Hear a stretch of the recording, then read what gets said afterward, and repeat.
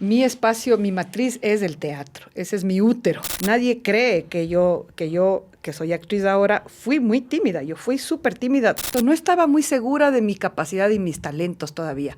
Pero ya entendía que era cuestión también de insistir y de formarse. Para mí es una labor importante el trabajar el autoestima del ecuatoriano. Todos los seres humanos deberíamos aprender a reírnos de nosotros mismos porque es terapéutico. Ningún miedo al ridículo. No.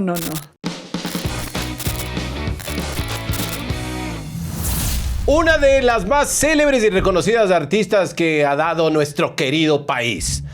Está aquí con nosotros una de las personas que me ha hecho gozar, me ha hecho llorar. Le he visto en tablas, le he visto en redes, le he visto en televisión, le he visto en cine. Bueno, con ella vamos a hablar justamente de toda esa diversidad que nos presta justamente esta profesión, esta maravilla que es el arte escénico en la actuación y en otras facetas. Para eso vamos a conocer con ella, hasta le voy a dar un aplauso, pues Juana Guarderas, que está aquí con nosotros en el podcast de Cuá López. Muchas gracias por estar aquí con nosotros y atendernos el día de hoy. Juanita, gracias, bienvenida. Gracias, caramba, me encanta estar aquí en este programa. ¿Cuál López? ¿Cuál López? El del podcast. Dice el del podcast, por si acaso. ¿O cuál López?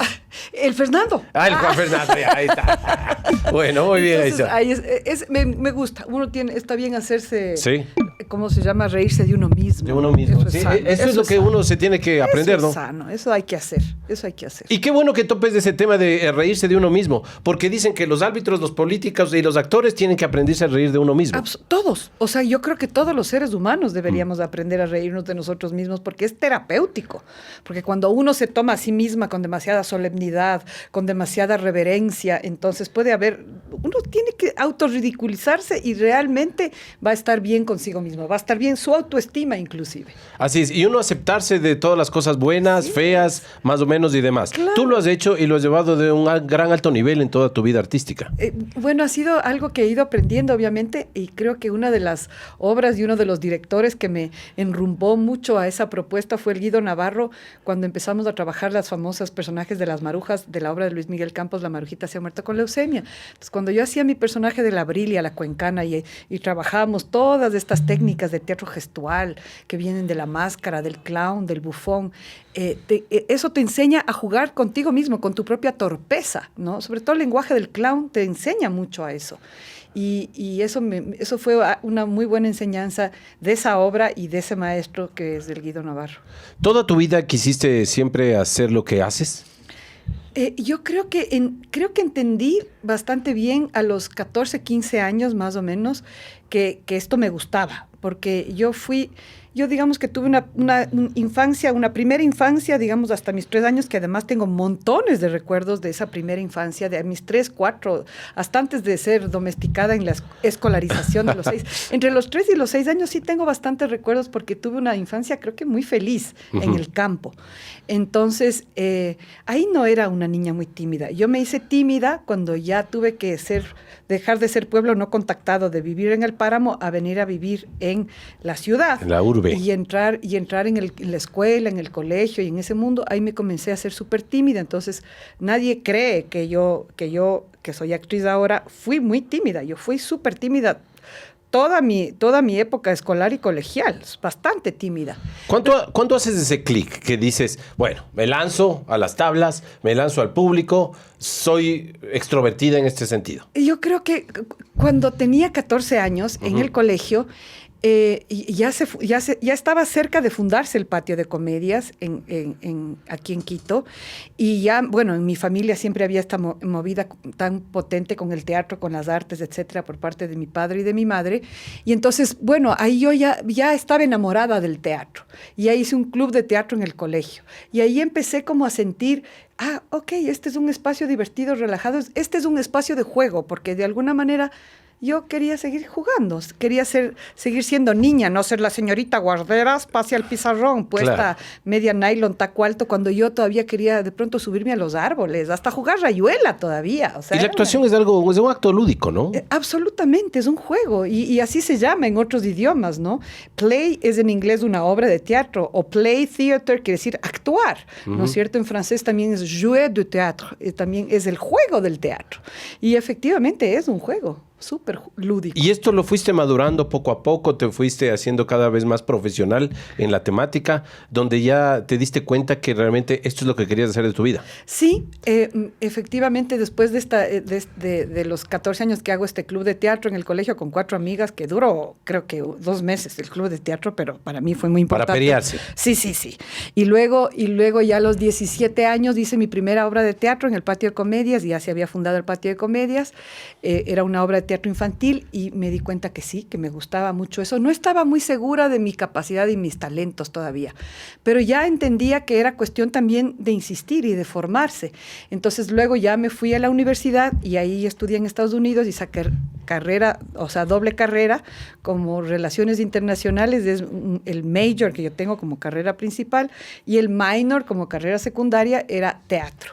Pero nunca, desde los 17 años hasta la presente fecha, nunca me he bajado del escenario. Todos los años de mi vida desde ese entonces he hecho teatro, sea dentro del ámbito universitario o después inclusive. En el ámbito profesional. Claro. Y eso es lo interesante que ahora estamos conversando con Juana Guarderas sobre el tema de cuáles son las diferencias y las comparaciones o los símiles que tienes en los diferentes estilos de teatro. Estábamos conversando un poquito tras cámaras y hablábamos sobre el tema de poder hacer diferentes estilos o géneros más bien de teatro, pasando por el drama, pasando por el humor, pasando tal vez por el clown, pasando por diferentes. ¿Qué es dónde te sientes más cómoda tú?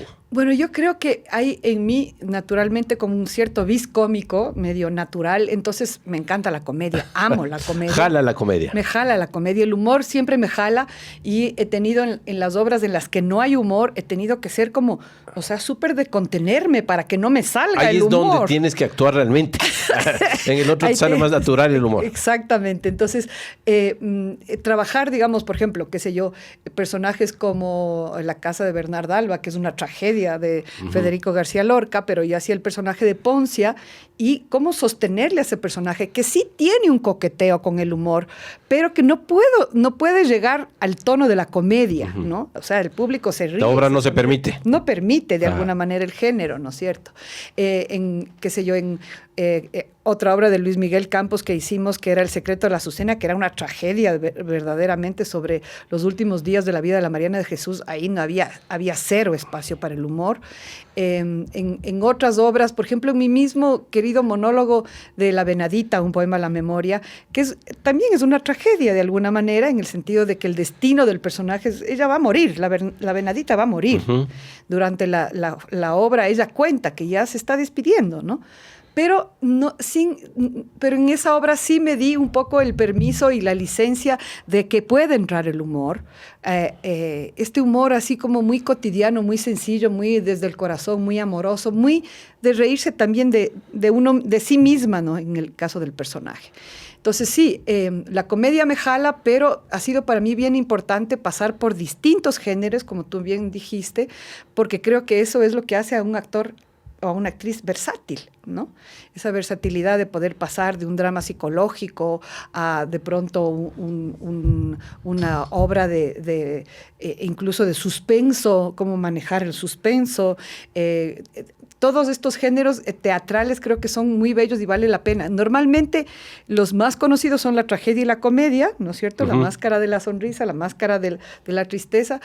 La tragedia obviamente tiene esta cuestión de que los personajes de alguna manera devienen de esta tragedia griega, esta cuestión de que tienen que tener un destino trágico, un final trágico, ¿no? Entonces, como ejemplo que he puesto en La Casa de Bernarda Alba, es una tragedia porque termina en la muerte de uno de los personajes protagónicos, ¿no? Entonces, esos son los destinos trágicos. La comedia no, aunque puede jugar con la tragedia, puede jugar con la farsa, puede jugar con distintos otros géneros, puede haber una tragicomedia también, como de hecho cuando hacíamos La Marujita se ha muerto con leucemia, le pusimos como género tragicomedia, porque hablamos de alguien que se muere, que finalmente sí se muere, no en escena, ni es un personaje de quien se habla, ¿no? Pero es una tragicomedia. Ahora ya aterrizando a esta obra, la Marujita se ha muerto de leucemia. Yo creo que es una de las obras más trascendentales que ha tenido el teatro ecuatoriano. O sea, te juro, porque ustedes además hicieron muchas versiones y se presentaron en diferentes momentos y en diferentes lugares en el Ecuador entero. Así es, o sea, la obra de Luis Miguel la estrenamos en noviembre del año 90 y continuamos haciendo funciones hasta noviembre del 2017 de la obra clásica La Marujita se ha muerto con leucemia, hasta el 2017, es decir, como 19, 20 años casi de que estaba la obra en escena. La Marta Ormaza, querida compañera, que en paz descanse, ella era quien llevaba la contabilidad del número de funciones, pero creo que fueron más de 3,000 funciones que hicimos de esa obra. De la misma temática. De la misma obra, claro, tal cual. Pero estos personajes justamente trascendieron la dramaturgia de Luis Miguel Campos, desde el inicio, desde la técnica de su creación, hasta el mismo hecho de que tenían tanta vida escénica. Es que ustedes ya se hicieron sus personajes. Claro, armamos nuestros personajes propios de alguna manera, ¿no es cierto? Cómo pasar un personaje que está escrito en el papel en blanco y negro a que tenga carne y hueso y que tenga historia y que tenga vida. Que ya eran ustedes. Que ya éramos nosotros. Entonces, cada una le metió ahí, obviamente, su salsa. Bueno, vale la pena, voy a hacer un paréntesis en la entrevista. Pues a mí también me siento muy afligido cuando pienso en Marta Ormaza. Fue mi profesora. Y fue justamente, yo soy no voy a decir un actor frustrado porque todavía tengo esperanzas de actuar. Así es. Soy franco. Así es. Si eres histriónico, no te hagas. Sí, soy histriónico. Y por ahí hice algunos papeles en la televisión y algunos otros lados. Entonces, pero y con el tiempo de las aguas quiero hacerlo con más ganas. Pero más que nada. Nunca es tarde, nunca es tarde. No, para nada. Y eso me queda claro. Y de ahí también lo que te quería decir, tú ves con todas estas obras que tú hiciste, los montajes, con todo lo que lograste, ¿vos crees que se creerá la Juanita de joven que logró hacer todo lo que hizo? No sé, yo me acuerdo que... ¿Nunca pensaste que ibas a llegar a hacer esto? Solo empezaste y dijiste, esto me gusta. Esto me gusta. Y te digo, con inseguridad, porque el talento histriónico en mi familia estaba de manera muy fuerte en mi padre, Raúl Guarderas, en mi hermana mayor, Marisol Guarderas, que ella hizo teatro algún tiempo, en mi misma madre, María del Carmen Albuja. Yo más bien era lotrita, como yo mismo me autodenominaba. Entonces, yo no estaba segura de eso. Yo lo que me acuerdo... Pues que hablar de tu nombre es un sinónimo de teatro. Sí, pero creo que fue algo que entró en mi vida por ósmosis y nunca se fue. Entonces, tal vez... Tenías que ser. Yo me acuerdo que de niña o de joven o de niña, yo me acuerdo que me pensaba a mí mismo, ¿sabes? Así, como estamos ahorita. Ajá. Sí me imaginaba comunicando. Ajá. Sí me imaginaba hablando y sí me imaginaba como hablando. Entonces me acuerdo que de niña uno de mis juegos era casi como autoentrevistarme y hablar yo misma de cosas que de niña me habrán importado y que habré querido decir, y que eran monólogos interiores, personales, pero yo los decía en voz alta, era como que me entrevistaba. Eso sí veía, pero no necesariamente me veía como actriz en la escena todavía. Pero eso también es un ejercicio histriónico todo lo que estás haciendo. Es un ejercicio histriónico, como todo juego infantil, ¿no? Claro. Igual me acuerdo que me encantaba jugar con las Barbies, hasta grandota jugaba a las escondidas, porque ya me daba vergüenza que me vean jugando con las Barbies. ¿Hasta qué edad? Hasta los 16 años. ¿Con Barbie? Con Barbie. No, bien está. Hasta o sea, aquí. no, ya un poquito ya de más. Nuestra productora ya tiene 30 y sigue jugando. ¿Sí o no? De verdad. Y eran mis títeres, pues las Barbies. Eran los muñecos con los que creaba historias, guiones, puestas en escena, ¿no es cierto? Entonces creo que eso era lo que me agarraba mucho de la famosa Barbie. Bueno, y siguió pasando, creciste, has hecho muchas obras y demás. ¿Cuándo aterrizas a encontrarte ya con tu espacio cultural? Y cuando yo cumplo ya 24 años más o menos, el Patio de Comedias ya tenía como 10 años de historia por ahí más o menos, yo me fui, como tenía mi formación también como para diplomática, ¿no es cierto? Tenía una licenciatura en Relaciones Internacionales. Dije, bueno, voy a postular entrar a la Academia Diplomática y no pasé. No pasé ni siquiera la primera prueba, que era la psicológica, ni las de las materias, ni llegué a dar. ¿En buena la hora? En buena hora, por supuesto, porque yo me acuerdo que me senté ahí frente a esta prueba psicológica y decía, ¿qué hago? ¿Les miento y respondo lo que yo me imagino que un diplomático, el perfil de un diplomático, y cumplo con eso? Ajá. Y me daba cuenta que yo no tenía esa personalidad de diplomática. Les digo la verdad y que seguramente no me van a escoger. Y tomé la decisión la epifanía en ese momento me dijo, no te traiciones a ti misma. Y entonces respondí muy sinceramente y no pasé la prueba psicológica y no entré a la Cancillería. Oye, Juanita, pero yo creo que el tema de tener, por ejemplo, una diplomática con tus características de carácter, creo que sería mucho más en las relaciones hoy. Mira, yo sí llegué a pensar en Porque eso. una de las cosas tan Sí, llegué a formales, digo, pensar en a eso. diferencia de los que hacen la carrera de diplomacia tan tradicional, Sí. tener una diplomática que sea tan jovial como tú, yo creo que habría sido algo bueno para Yo sí las relaciones. Sí pensé en eso, sí pensé exactamente en eso cuando estaba haciendo el examen, esta prueba, porque de hecho en mi familia tenemos un querido amigo, el Loco Gijón, el Pepe Gijón, que era diplomático y muy querido en mi familia, y era un man loquísimo. Y yo decía, si el Loco Gijón es diplomático, yo, ¿por qué no? Claro. Entonces, sí me acuerdo, pero el rato de los ratos, el rato de escoger, me acuerdo que éramos más de 200 postulantes para 14 puestos. Debe haber habido unos que sí cumplían con la personalidad diplomática, Claro, que yo necesariamente no tengo. Sí, que son unos clichés que a lo mejor deberían salir, ¿no? Deberían romperse. Sí, Estoy deberían de acuerdo romperse. contigo. Sí, Estoy sí, de yo acuerdo. también, porque es absurdo ahora Sí. que tantas cosas han cambiado en la vida. Sí, sí, sí. Creo que un diplomático tendría que ser muchísimo más abierto, más Así jovial. es, Nadie así le dice que sea malcriado ni maleducado, No. sino todo lo contrario. ¿Sí? Así es. Que sea controladamente bien. Óigame, ahora, tomaste la posta del teatro. Sí, así es. Entonces tomé la posta justo del patio de comedias, salí de ese examen y le dije a mi mamá, no, yo creo que no me van a aceptar y más bien acabo de tomar la decisión que lo que yo quiero hacer de mi vida es ser actriz, punto final. Así es que yo lo que le pido es que me pase la posta de la administración, del patio de comedias, para encargarme yo de todo el proceso, de la sala, de la promoción, de la difusión. Así es que entré, guambrita de 24 años, a hacerme cargo de eso. Mi mamá agradecida, pero también un poco sorprendida, porque como mamá seguramente ella esperaba que yo me vaya más hacia el mundo diplomático que al teatro. Me dijo, bueno, pues está bien, o sea, me ayuda que tú te hagas cargo de esto, toma. Dices agradecida, pero también preocupada. Sí, yo creo que sí, que para mi madre y en general, digamos, para esa generación, y en general para los papás, pues Sí, los sí. papás quieren. Mi hija que sea queremos, diplomática o mi hija, actriz. Claro, entre Claro. diplomática y actriz, diplomática, pues. Entonces yo creo que sí se quedó así como un poco frustrada, pero Bueno, ya. bueno, ya, me dijo, ok, está bien, hasta me ayudas, me dijo así.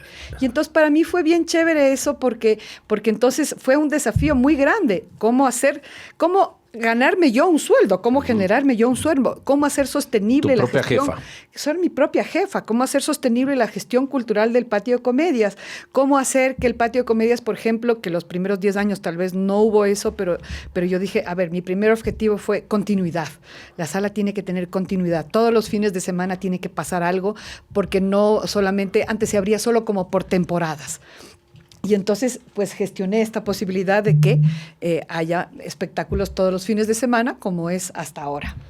Así es. Oye, y ahora, eso ocurrió, ¿no es cierto? Tomaste el patio de comedias, lograste seguir adelante y lograste tu objetivo, es decir, ¿todos los fines de semana tienes algo? Todos los fines de semana en el patio de comedias. Antes de la pandemia era de miércoles a domingo, ahora hacemos de viernes a domingo las funciones, y tenemos siempre los domingos funciones infantiles también para niños, y tenemos también otras actividades paralelas ahí en nuestro espacio del Café Teatro, donde también hacemos eventualmente cosas. Estoy hablándote ahorita un poco de los horarios Claro, post pandemia. Antes de la pandemia teníamos mucho más actividad en los dos espacios al mismo tiempo.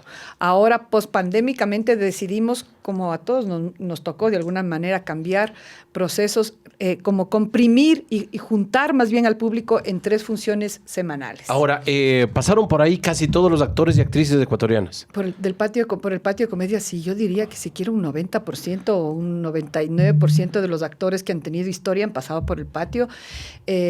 Habrá por ahí un porcentaje que no, pero muy chiquito, pero el resto sí, han pasado por nuestros escenarios, también muchos bailarines, músicos, cantantes. El espacio del patio fue un espacio importante incluso para la escena del rock independiente en este país durante muy buen tiempo, ¿no? De hecho, fue ahí la sede donde ensayaba durante por lo menos unos 2 años, Sal y Mileto, y tuvimos los miércoles alternos, que fue una propuesta bien chévere, en la que teníamos tres miércoles al mes bandas nuevas, porque yo recibía todo el tiempo demos de bandas de rock. Juana, mira, tengo esto, y dijimos, wow, ¿qué hacemos con todo esto? Abrir un espacio. Y abrimos un espacio cuando no había muchos venues, no había muchos espacios para que se desarrolle también el rock ecuatoriano independiente. Y eso fue muy chévere. Esos miércoles alternos les tengo así yo en mi corazón. Eso funcionó súper bien hasta, como te digo, hasta un poco antes de la pandemia. ¿Qué le falta hacer al teatro? ¿Qué le falta hacer al teatro? No, Juana, al teatro. Primero vamos al patio. A ver, yo creo que siempre hay una cuestión que para mí es como en la que estoy siempre en deuda, que quisiera siempre mejorar la parte física, la misma infraestructura, ¿no? Menos mal, el patio se ganó el año pasado un premio económico que nos permitió, por ejemplo, renovar nuestros equipos, y tenemos un buen equipo de iluminación, de sonido, mucho mejor del que teníamos anteriormente, pero siempre hay cosas que mejorar, porque es una sala que ya va a cumplir 45 años el próximo año. Entonces, siempre hay cosas. También tengo que cambiar la alfombra, hay que arreglar las butacas. Siempre el mantenimiento de una sala es efectivamente un costo, ¿no? Así es, pero te escuchamos y parecería que todas las semanas de hace 40 y pico de años que tú dices siempre fue viento en popa, pero eso no fue siempre así. No. Tuviste problemas económicos. O sea, siempre, ¿no? Te tocó pasar el sombrero. No, ¿qué es lo que me tocó? Me tocó subvencionar yo al Patio de Comedias. O sea, poner de mi bolsillo, de mi trabajo, ¿no es cierto? No pasar el sombrero, no hemos llegado a eso, que me parece de todas formas una propuesta legítima. Hay muchos países que funcionan así. En Argentina, por ejemplo, funciona mucho. En Buenos Aires hay muchos lugares que funcionan así. Pero lo que sí me ha tocado es que para que el patio continúe existiendo, de alguna manera subvencionar yo desde mis otros trabajos como actriz mismo, como escritora, como guionista, como directora, como qué sé yo, he trabajado en televisión en montones de proyectos, ya no solamente como actriz, sino, qué sé yo, como Así Somos, que era uno de este proyecto en el que también era una de las conductoras del programa, y cosas por el estilo. He trabajado en radio, he trabajado en montones de otras cosas, y eso, pues, mucho de mi trabajo se ha ido a sostenerle a mi otro hijo, que aparte de mis 2 hijos, ha sido el Patio de Comedias. Pero no siempre. Ha habido, obviamente, otros muchos años que también el Patio de Comedias me ha sostenido o me sostiene incluso todavía, ¿no? Entonces, yo pienso que esta cuestión de la gestión cultural es cuesta arriba. Hay que empujar, es un carro complicado de empujar. Dios mío. Le están llamando a la Juana. Les juro que yo sí puse en silencio el teléfono. No, qué vergüenza. Ahí está, vamos a ver. Qué vergüenza. Contestemos, dice. No, porque ha de ser para que te cambies de línea telefónica. Ya, le puse en silencio. Bueno, no hay problema. Perdón. Bueno, ahora, sobre estos temas... por eso no puedo ser diplomática. Podcast me sonaba ahí en plena... es del presidente. Disculpe, el presidente. Ahí está. No ha pasado nada. Ahora, te quiero decir una cosa. De todas las actividades artísticas que tú has realizado, ¿dónde te sientes más cómoda? ¿Televisión? ¿Tablas? Yo creo que el teatro. O sea, definitivamente, ¿no? El teatro es como la matriz del trabajo. En mi caso, en general pienso, pero sobre todo en mi caso, de mi trabajo actoral, mi espacio, mi matriz es el teatro. Ese es mi útero. Ahí es donde yo siento que es el espacio libre para crear, el espacio abierto para crear. Es el espacio que me ayuda incluso a ser mejor actriz, para poder hacer como una suerte de laboratorio de emociones, de procesos, de búsquedas, para poder trabajar las otras técnicas que requiere trabajar frente a cámaras, como para el cine, como para las series web o yo qué sé, o el ritmo de la televisión, que es otro, muy distinto al del teatro o al del cine también.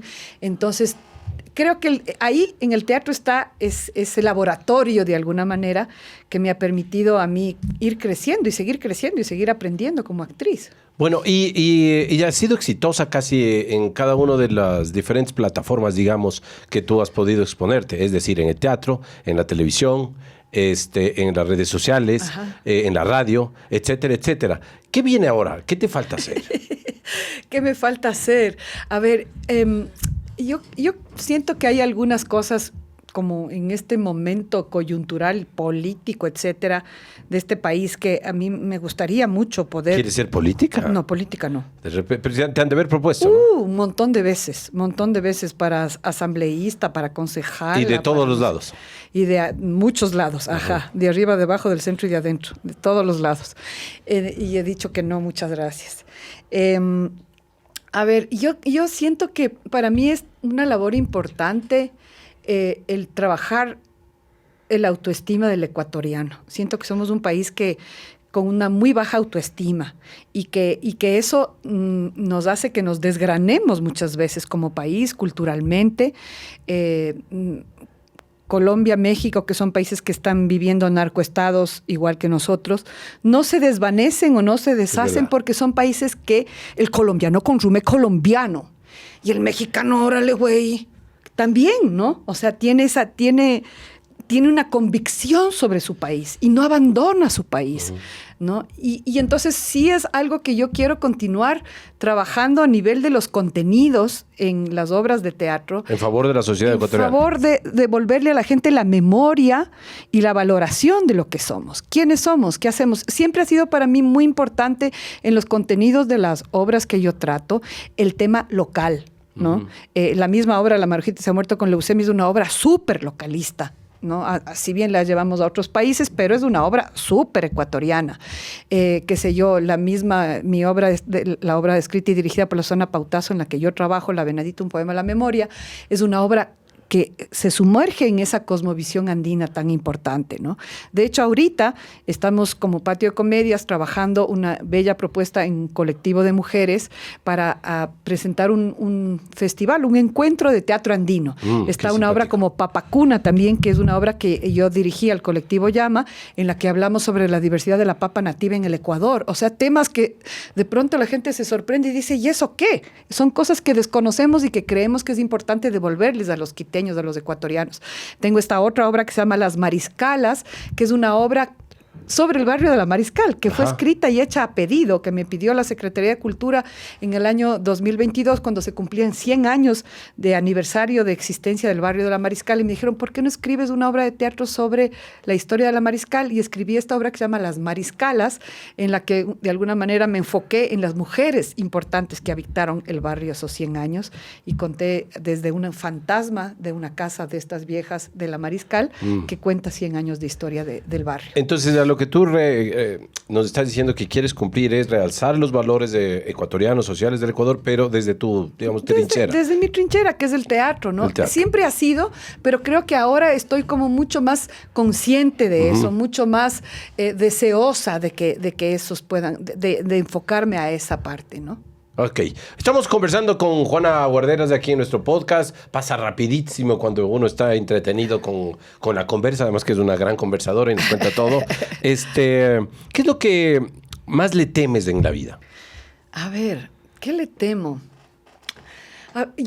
Estos tiempos así que hemos estado viviendo, así como tan apocalípticos. Sí, uno tras de otro en nuestro país. Uno tras de otro. Nosotros aquí así, ¡pah!, sin poder levantar cabeza.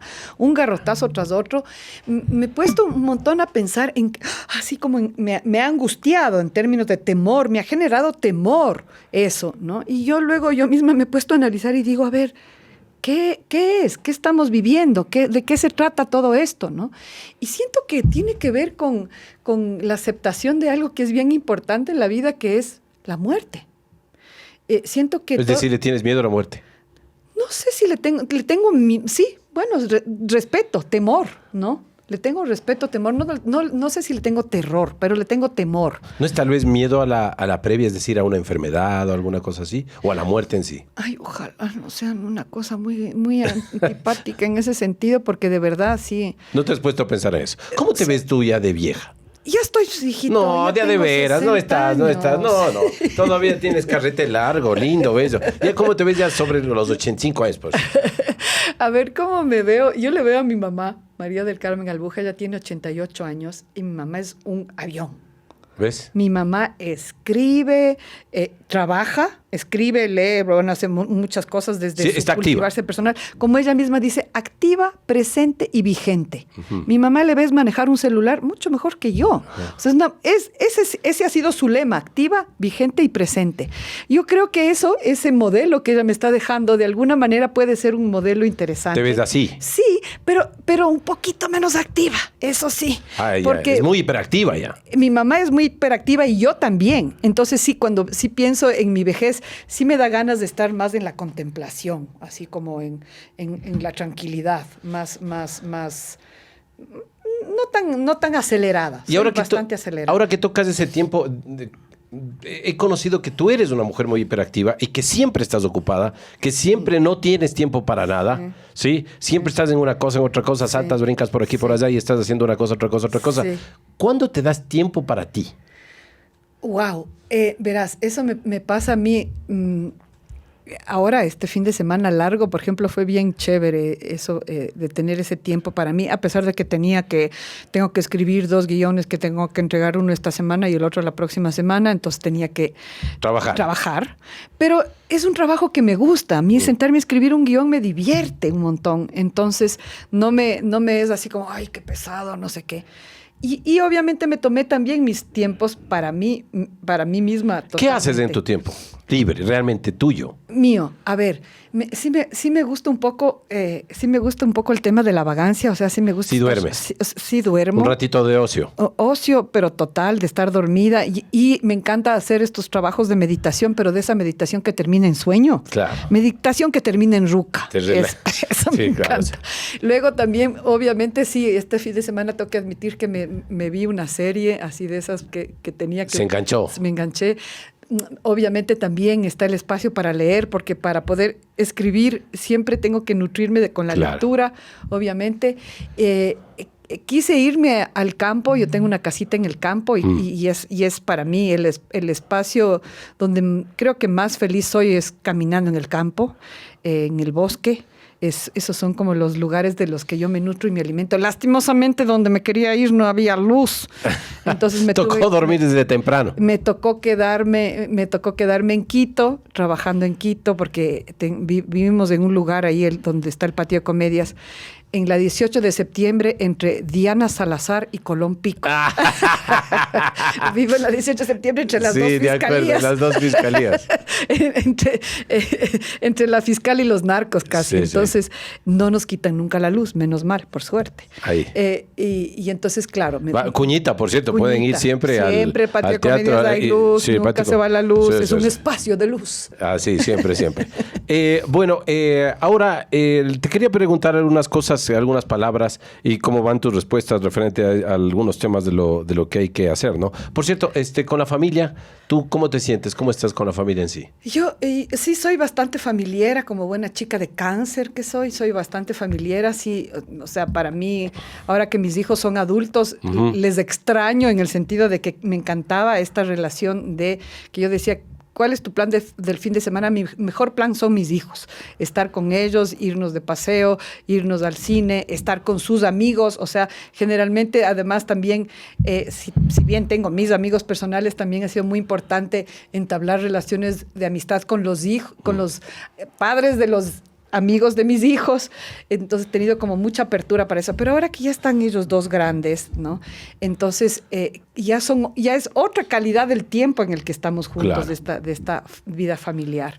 Pero en general soy familiar y mi familia es muy familiar. Somos 5 hermanos y los 5 hermanos, menos mal, nos llevamos súper bien y estamos siempre pendientes los unos de los otros y estamos siempre compartiendo, maravilloso, viéndonos, haciendo planes juntos. Así debe ser. Sí. Qué bueno. Oye, ¿y de fiestas? ¿Eras de fiesta? Yo sí, sí me gusta la pachanga. ¿Hasta el día de hoy? Hasta el día de hoy. ¿Sí te pegas un traguito? Por supuesto. ¿Hasta chumar cabeza? Chuta, recién nomás, verás. ¿Te pegaste una buena chuma? Hijo de madre, qué vergüenza. Me invita, estuve recientemente en un festival en Chile, en el archipiélago de Chiloé. Ajá. Y bueno, ya sabes, los chilenos que se toman el vino porque sí, porque no, po. Entonces me tomé harto los vinos y ya me iba a retirar de la farra cuando viene un amigo chileno. esto era en los afters, después de las funciones del festival. En los que es afters. el mejor momento. Ya estás relajado. Tremendo. Y entonces me llama este amigo y me dice, no, pues que no te has tomado, tú que has sido, me saca, ¿no? Tú que has sido Masterchef Celebrity. Me dice, no te has probado mis piscos que son de Masterchef. Pucha, el man se mandaba unos piscos buenazos. Y después de que ya estaba ya medio chispa con el vino, me pegué un par de piscos y terminé. Ya completada. Mal. Ya no tengo tan buena cabeza como cuando se es joven, pero igual como hablábamos al inicio, tampoco miedo al ridículo. Ningún miedo al ridículo. Ya, qué churos. Eso sí, ningún miedo al ridículo. No. Para nada. No. ¿Y en toda la vida el consumo de drogas? ¿Viste este man? Ya me quiere, ya quiere que haga declaración. Eso estamos conversando. ¿Puedo llamar a mi abogado? Para claro. O sea, ¿podría llamar a mi abogado? Un porro o alguna cosa así. No. O sea, por supuesto, pues. Yo creo que es parte de la vida de un montón de gente. Y en el ámbito es que ahora artístico. todo es así, ¿no? O sea, yo recién lo hice aquí en mi podcast. Yo consumí hongos alucinógenos y fue una experiencia en realidad. Claro. Y que lo subimos aquí. De hecho, hasta me censuró. No digo la plataforma, pero me censuró. Claro. Pasó así. Pero son cosas así. Además, todavía por tú que eres supuesto. artista, eso te da otro tipo de óptica y experiencia. Totalmente. Yo creo que explorar la conciencia es algo sumamente importante. Y sí, he tenido experiencias gratas, pero más que nada vegetarianas. Lo que es químico no me encanta. Comprendido. ¿Hasta hoy? No me encanta. Ya no. No, ya no. Ya va pasando el tiempo, ¿no? Sí, ya va pasando. Nos pasa a todos. Ya va pasando. Sí, ahora, si es que fuera el caso, me voy a ir de pero coles el psicotrópico es interesante. Es interesante, sí, hay que ver, ahí está, ¿no? No estamos por si acaso diciendo nada a nadie, porque después nos quitan el podcast y no es así.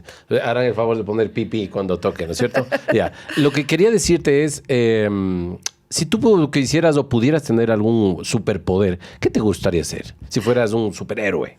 A mí la invisibilidad, a mí esta ficción del hombre invisible me parecía fascinante. Entonces, me pasó una vez que... Para donde quieras, sin que te vean. Sin que te vean. Y además que tuve una experiencia que me dio esa sensación de ser invisible, que fue viajando por la Unión Soviética, cuando todavía era Unión Soviética. Yo tenía 20 años, debe haber sido. Y yo me acuerdo que me fui con un grupo de gente a ese viaje, pero es como que quise abrirme, dije, no, yo quiero tener esta experiencia yo sola. No quiero estar en el grupete de estudiantes que éramos, yo quiero vacilar. Te aislaste. Me aislé del grupo y empecé a tener, o sea, solo lo estrictamente necesario estaba con el grupo y el resto dije, yo quiero vivir esto sola. Y empecé a tener esta sensación de ser invisible, de estar frente a unos letreros con alfabeto cirílico que ni siquiera entendía bien. Pero ni un punto.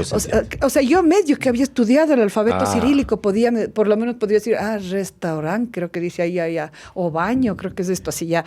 Pero empecé a sentir, en esa experiencia en la Unión Soviética, me empecé a sentir invisible, no sé por qué. Era la época de invierno, hacía muchísimo frío, 40 bajo cero.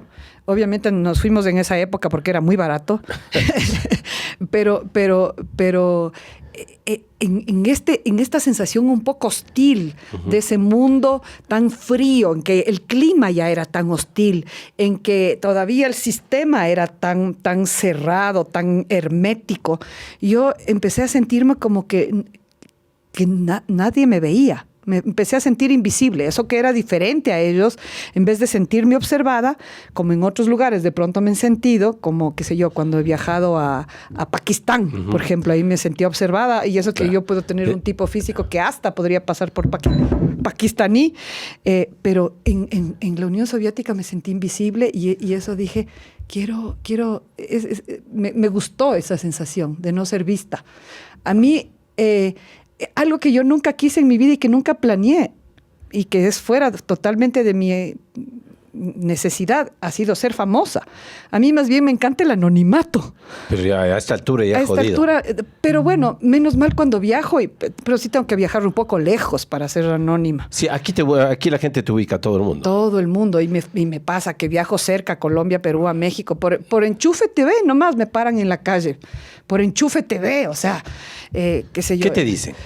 Me paran así en Colombia, usted es la mexicana de Enchufe TV. No, no soy mexicana, además que Enchufe TV no es mexicano, es ecuatoriano. No, que es así. Discuten. Discuten, me necean, ¿no? Y qué sé yo, sí me ha pasado, y me ha pasado este año, viajé también a visitarle a mi hija que está estudiando en España y nos fuimos juntas a Portugal y estuvimos dando ahí un poco de un paseo por las Europas y en Portugal, en Porto, me pararon igual en un lugar, un ecuatoriano obviamente, a tomar fotos y a no sé qué, no sé cuánto. Y en Budapest, en Hungría, que yo dije, aquí nadie, no, aquí no hay nadie. Aquí puedo caminar en paz.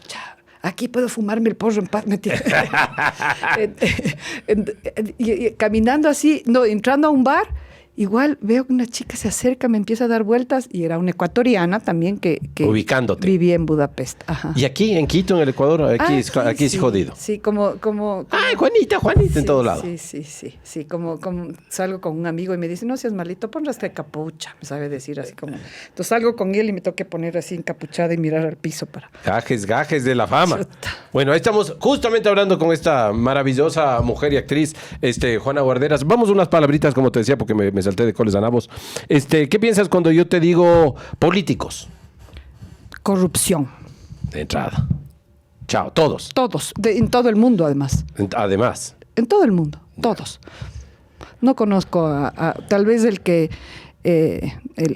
que era presidente de Uruguay, creo que es el único que ha salido limpio en su... Claro, que ha dejado un legado filosófico, hasta no solo político. Así es. Sí, de acuerdo. A ver, educación. Domesticación. Como está haciendo, no me gustaría que sea, pero sí es como una suerte de domesticación. ¿Vos creerías o quisieras que la educación se maneje de diferente manera? Por supuesto. ¿Cómo? Sí. A ver, yo creo que una de las cosas que creo que definitivamente le hace falta a la educación es que un eje transversal sean las artes, porque las artes sensibilizan al ser humano. Lastimosamente, en nuestra educación, las artes todavía siguen siendo estas materias extracurriculares, cuando realmente todos somos artistas de alguna manera, o artistas en potencia.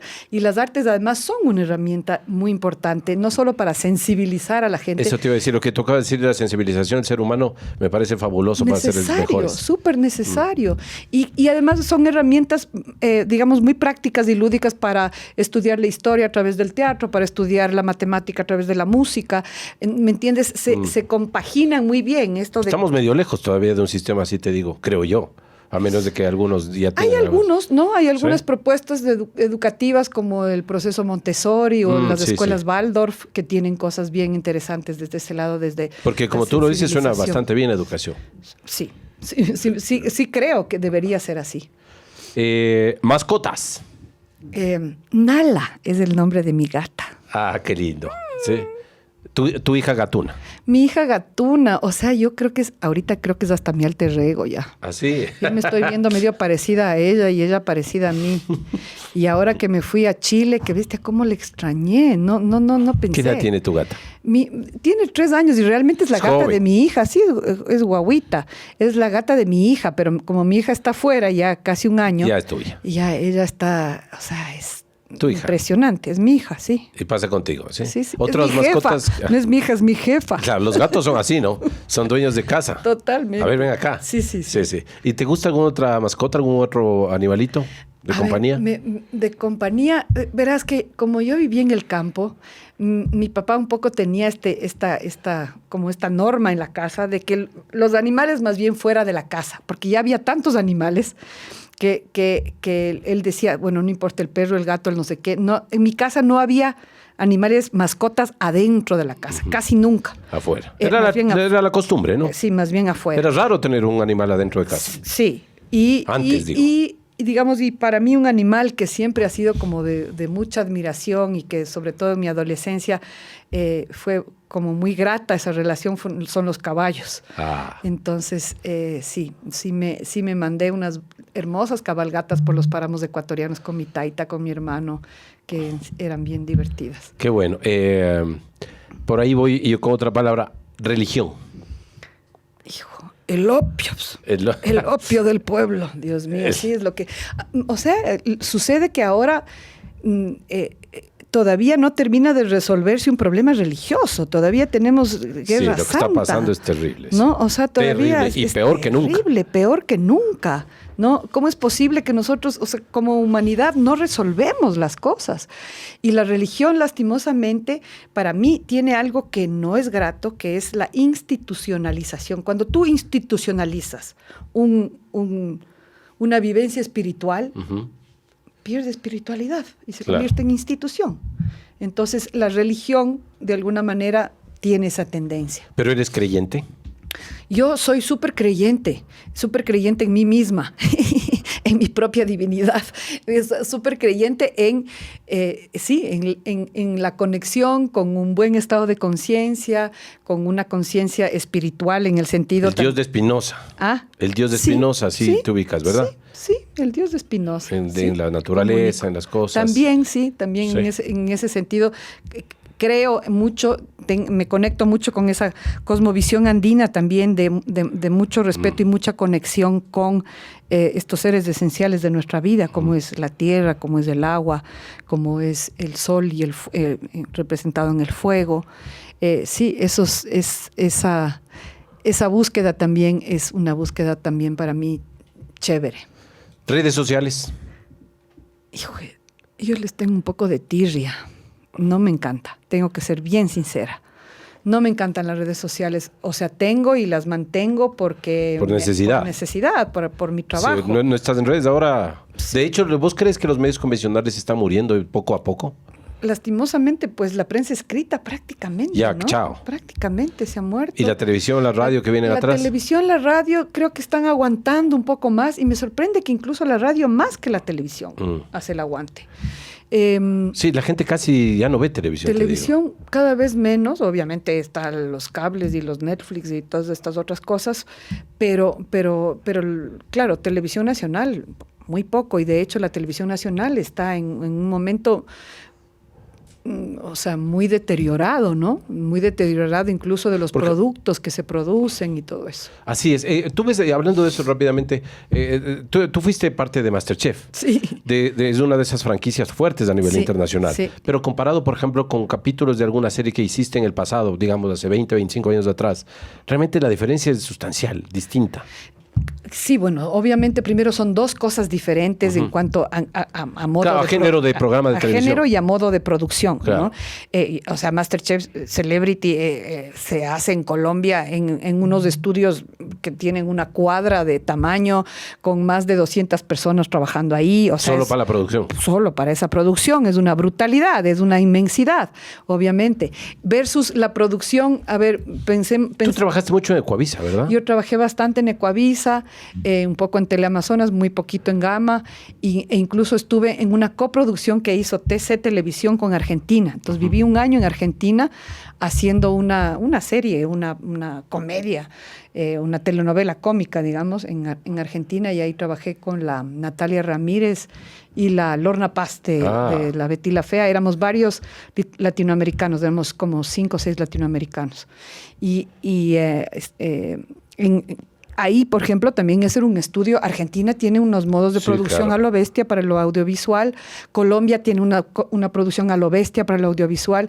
Y el Ecuador se ha quedado muy atrás, pudiendo ser un espacio, además, ofertarse al mundo como locación. Así es. Este país tiene unos paisajes, una diversidad. Se trató de hacer ese proyecto que ahí es del filmmaker no sé qué, que se me acaba de ir el nombre, pero aquí tenemos muchísimas locaciones en todas las regiones para hacer lo que te dé la gana. Por supuesto. Yo estuve Así en una es. película que se rodó aquí en el Ecuador. Hice un personaje chiquito de un figurante que tenía 3 textos, creo, que se llama La medición del mundo, Measuring the World. Era una coproducción austríaca, francesa, alemana, y se rodó en Europa y en Ecuador y en Colombia. Y cuando el director llegó aquí al Ecuador, muchas de las escenas que tenían que ir a rodar en los Himalayas, las rodó aquí. en los páramos del Cotopaxi. Claro. O sea, al man le faltó traer elefantes nomás. Pero de ahí trajeron a nivel de lo que, de lo que era, Todo. qué sé yo, vestuario, arte, etcétera, trajeron todo. Y pasaba perfectamente. Pasaba perfecto. O sea, Sabes que yo en eso sí comparto contigo. Yo soy comunicador, publicista, marketinero de este tema y hacemos producciones y demás. Y a mí sí me duele mucho cómo ver que las cadenas de televisión, sobre todo en el Ecuador, echaron un paso atrás. absolutamente. O sea, ahora tú no les dices... uno, dos o tres. Si no, son 10, tienes Sí, razón. sí. Y dices, bueno, hagamos un dramatizado. Y el dramatizado quedó solamente en manos ahora ya del tema de las plataformas digitales. Algo en el Ecuador. Sí. Y de ahí, pero si hablamos de los canales grandes, no. Ya no se aventuran, no se arriesgan, no mueven un dedo. No, y lo poco Y que es triste, hacen, ¿no? claro, y lo poco que hacen, lo hacen en unos formatos así como muy baratos, quiero decir. Es decir, no invierten en un No lo buen ven arte. como una industria. No, lastimosamente. Entonces, yo alguna vez le escuchaba a que fue director aquí del Consejo Nacional de Cine, cuando existía Consejo Nacional de Cine, Claro. que ahí una muestra más de por qué nos damos los Nos fuimos pasos para atrás. atrás. Porque existiendo una ley de cine, existiendo un Consejo Nacional de Cine, desapareció la ley y desapareció el Consejo Nacional de Cine. Entonces, ¿qué esperas? Y ¿No? de a poco el cine ecuatoriano también se ha ido quedando, ¿no? O sea, Pero tanto que ahora muchísimo. muchos de los directores de cine están haciendo teatro. El Sebastián Cordero, el Javier Andrade. Ya, Es o sea, verdad. es más fácil producir teatro que hacer cine, ¿no? Están dirigiendo, eso que no nos querían mucho a los actores de ¿Qué? teatro, pero Le tocó, ahí está. Les mando besos. No hay que hablar muy duro en esta vida. Así es. Otra palabrita por ahí. A ver. Amor. es como, yo creo que es el motor de la existencia. Creo que es el motor, la medicina de la existencia. Sí te has enamorado. Sí, claro que me he enamorado, por supuesto que me he enamorado. Pero además, cuando hablo de amor, no hablo solo del amor de pareja, ¿no? Hablo Sí, de el amor de todo. Filial, todo. todo. Y te digo, a pesar de que no ha sido para mí un objetivo en la vida ser famosa, sí soy muy agradecida y no soy soberbia con la gente que me demuestra su cariño por mi trabajo. Ujú. Entonces, yo siento que esa relación con el público se convirtió también en una fuente de amor. O sea, es muy bonito eso. A mí me llena mucho el corazón. El que la gente me pare en la calle y me detenga para conversar conmigo, para pedirme una foto o antes de un autógrafo, qué sé yo, no me incomoda, sino que soy grata, soy agradecida y recibo eso y pido que eso se instale en mi corazón, no en mi ego, no en mi importancia personal, sino en mi corazón. Qué bonito. Lo recibo y digo, gracias, y soy grata con Qué bonito. eso. El amor ante todo, ¿no? Sí. Sí, y, sí. es una muestra de amor, es una fuente de amor para mí. Y yo Qué le bonito. agradezco un montón al público por eso. Por el amor. ¿Sí? Sí. ¿Y no has tenido mala vibra de la gente, egoísmos? Te leí en toda tu carrera. eso hay. ¿Y qué haces para evitarlo? Ah, las pulseras rojas. La pulsera roja en la mano. Roja. Ya. No, y en general... ¿No te has encontrado así con mala gente que realmente te quiera poner el pie? O sea, no con una maldad así tan grave ni agresiva, pero sí... Obvia. Sí, no tan obvia. Pero sí cosas, incluso cosas de gente que tú has pensado que son tus amigos. Que De ese es lo peor. Esa duele, esa sí duele. Esa es la peor. Esa sí duele. Te afecta, ¿no? Que ven que de pronto ahí... Esa dificultad de pronto de alguien que no se alegre por ti. O sea... O se alegra hipócritamente, que ha de ser peor. Sí, no, o a mí sí me ha pasado de contar y decir que me invitaron a este festival. ¿Y cómo así, Favos? Pero que te diga es un amigo o una amiga cercana del mundo escénico. Es como, perdón, ¿cómo así a vos te hacen esa invitación? Yo me he quedado gélida. A ver, chuta, me van a dar este premio. Sí. Y así, ¿cómo así, Favos? Ya. Entonces sí, eso sí te deja gélido, ¿no? Porque te lo dice una amiga. O sea, Claro, me ha pasado. amiga entre comillas. Entre ya. comillas. Ahí Ya, sí, ya. ya entre comillas. Voy casi terminando. Música. Qué bestialidad. Y yo creo que es de las mejores producciones del ser humano. O sea, La música. La música. Mira, mi padre tuvo Alzheimer y la última memoria que se pierde es la memoria musical. Lo último con lo que mi padre pudo estar Con su conectado hasta el último momento fue Qué maravilla. hasta perder totalmente, digamos, su estado de conciencia, fue la música. La música. Muy duro eso, supongo. ¿Sabes qué? Lo vivimos nosotros como familia. Mi madre, que es una capa maestra en muchas cosas, ella también, así como dice, activa, presente y vigente. Me acuerdo que cuando le dieron a mi padre el diagnóstico del Alzheimer y nos dijo, Alzheimer empieza con A. Y esto lo vamos a vivir con aceptación, con alegría y con amor. No vamos a sufrir porque nosotros no somos una familia trágica, no somos sufridores. En mi familia esta cuestión del humor es algo que está súper presente. Entonces, mi padre mismo, o sea, un humorista, ¿no? Entonces, ahí él y mi madre también pues nos dieron esa medicina del humor también, del humor y del amor. Es saber llevar todos estos problemas. Sí. Sí, y creo, y tenemos miles de anécdotas, o sea, de hecho yo quiero algún rato sentarme a escribir todo eso, de las cosas increíbles que vivimos con mi papá y su Alzheimer y la experiencia que eso fue para nosotros. Casi cerrando nuestra entrevista, porque está muy dulce hoy, nos podríamos de ganas, no tomamos una copita de vino. Sí. De pico. Un pisquito. Un pisquito. Cuéntame una cosa, ¿qué papel te falta hacer a ti? El papel me refiero a interpretar un papel. ¿Qué personaje? A ver, ¿qué personaje? ¿Cuál es el que dices, estoy picada, quiero hacerle a esta? Claro, a ver, sí me gustaría ser un personaje de época.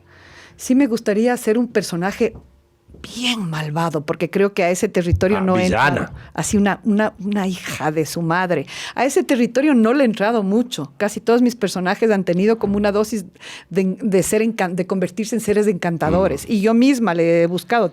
¿Se parecen a ti? Tenía un personaje, verás, que fue un buen desafío, una obra del Peque Andino que se llamaba Moros en la azotea.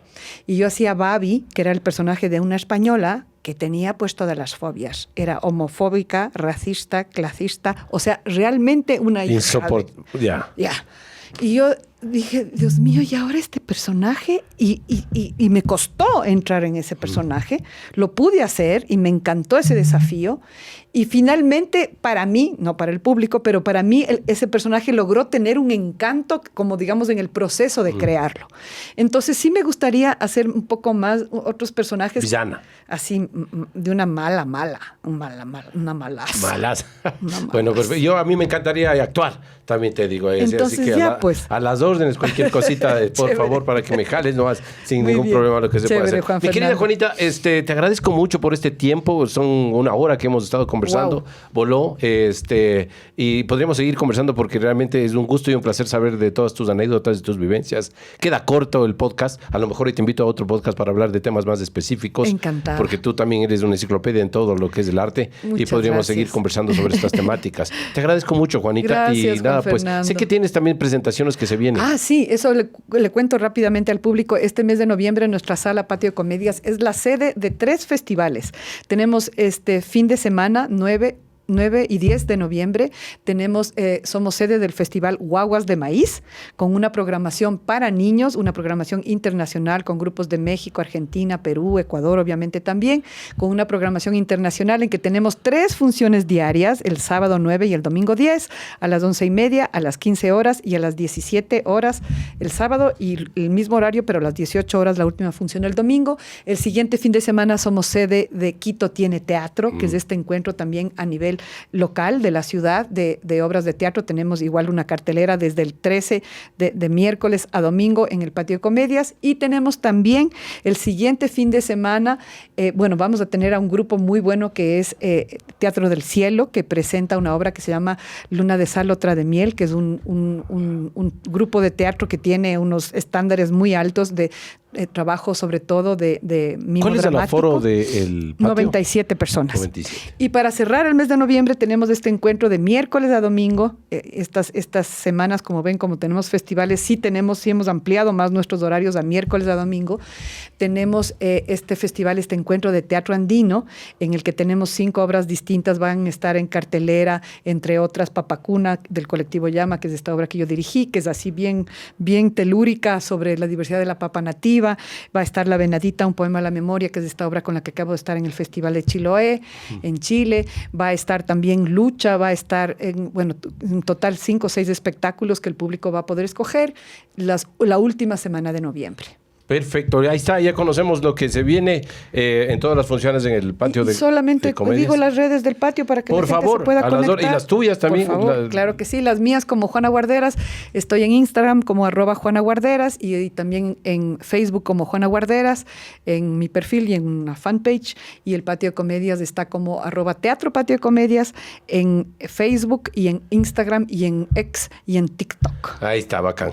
A lo mejor hacemos opinión, te voy a invitar a hacer opinión así de las temáticas sociales. Sería encantador poder conversar con vos. Me encantaría, Sí, feliz sí. de la vida. Felicidades. Me encanta el verbo. Ya está, así veo. Ahí está, ya. Juana Guarderas, felices de la vida de poderle tener aquí en nuestro podcast de Cual López y contribuir con ustedes también con todas esas vivencias, anécdotas, historias que nos ha podido contar. Gracias nuevamente, Juanita. Querido, y nos despedimos gracias hasta la próxima. Nos encontramos nuevamente ya muy pronto aquí en el Cual López. Felicidades y hasta pronto.